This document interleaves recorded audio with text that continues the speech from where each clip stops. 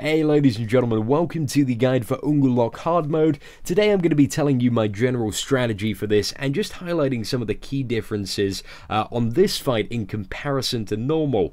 Now, this guide goes on the assumption that you already know the normal tactics, so if you don't know the normal tactics, I have done a full video on the normal one, so I'd suggest go watching that, because you will have definitely wanted to kill this boss on normal before you attempt it on hard mode, as you really need to be a master of the mechanics to actually, you know, stand a fighting chance against this guy. So 3 very important things to know on hard mode is that Ungolok demands a death is greatly sped up on hard mode, so you always need to either have an ad that you can kill off very quickly, or know that an ad is coming.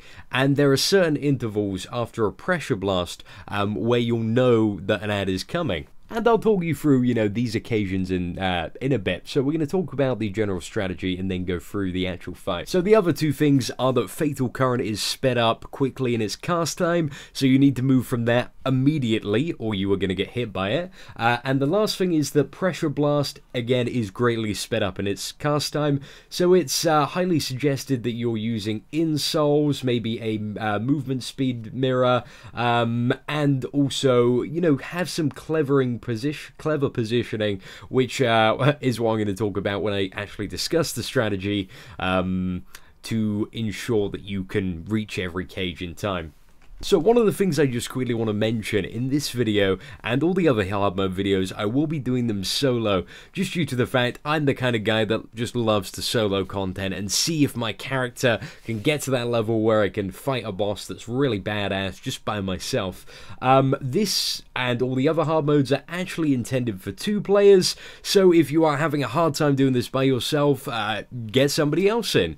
And especially on maybe this boss and Finric, they are definitely not the easiest, so I definitely suggest, you know, if you do need help doing this for your saga, definitely come with 2 people, as it is going to make your life a lot harder doing this solo. Anyway, on to the strategy. So what you're going to be able to see here is I straight away pull one of the ads with a Scourge and a Vex.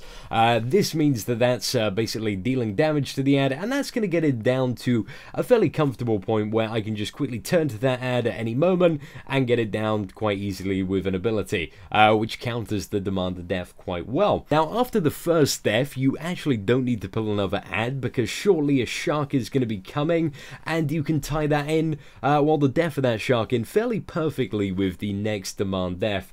As you'll be able to see from the top right, the shark is just coming now. In the meantime, you just want to be, you know, nuking the absolute crud out of the boss, because he does have like 7 million health, which is quite a sizable amount. As you can see, just nuking the shark down, you know, firing some bolts, some death spells, it's all going well. And then when he gets low, just swap into the boss, waiting for the demand of death. Oh, look, it popped instantaneously.